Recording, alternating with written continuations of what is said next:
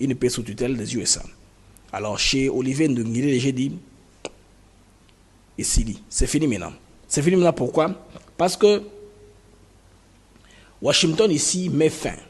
Il coupe fin, il met un arrêt brutal aux ambitions régionales de Kagame, Museveni, Kabila, Katumbi. Ces ambitions-là, Washington met un arrêt brutal à ces choses-là. Personne ne s'attendait, voire même le dialogue de la CENCO.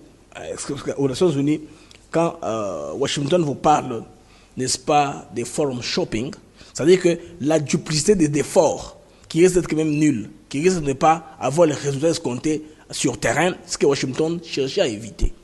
Alors, où en sommes-nous maintenant aujourd'hui? Ce que vous devez comprendre est que Washington, le Qatar, Doha,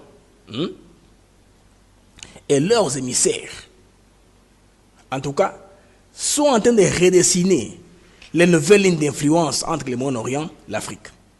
Mais, au cœur de cette alliance-là, il y a la République démocratique du Congo, la RDC. Son importance a fait que l'Amérique s'ouvre aujourd'hui, cherche à la protéger. Voyez-moi qui était présent dans ce genre d'assises.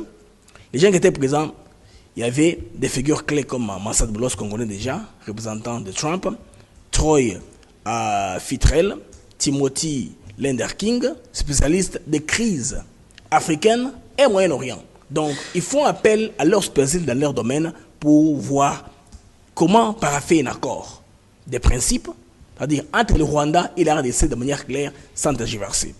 Alors maintenant, au communiqué, avant qu'ils rentrent encore en détail, les amis, les communiqués que vous allez le voir là, il est explicite, hein? Bon, pas les communiqués, mais plutôt sur le site internet du département d'État, tout est clair. Tout est clair là-bas sur le site. Donc, la chronologie des événements, ils vont s'inventer à quelle heure, de quelle heure à quelle heure, tout est là, les protocoles est là, même l'adresse de l'endroit et par où il faut entrer. De manière écologique, tout est expliqué par les Américains clairement, ils n'ont rien caché là-dessus. Parce que les Américains ont un principe, hein, dire la vérité de qu'elle est au lieu d'aller par quatre chemins. Ils vont le dire sans beaucoup tergiverser. Les amis, là où on a beaucoup retenir, ils ont que Rwandais, comme un arrêt. C'est-à-dire que le projet na bango na Ouganda sera d'habitude dans la RDC et qu'aussi magal sous jamais. Washington a mis une fin à cela. Alors, bande au moment que awa programme est très bien connu. N'a expliqué nos mots kaka pour comprendre comment ça va aller. Les Américains sont clairs là-dessus. La réunion entre Marco Rubio, Thérèse Kakoma Wagner et Olivier Ndungirire, ministre rwandais d'Affaires étrangères, aura lieu à 14h, à 14 juste heure de Washington. Cette réunion-là est ouverte à la presse. Ça va se faire sous caméra projecteur du monde. Alors, les Congolais se posent des questions. Hein. Ils m'ont dit, mais Blaise, les choses qui se font sous beaucoup des projecteurs là, est-ce que c'est signifiant? Il faudrait qu'il y ait une implication des Américains là-dedans. Mais quelque chose a été fait anticipativement dans la il a plainte.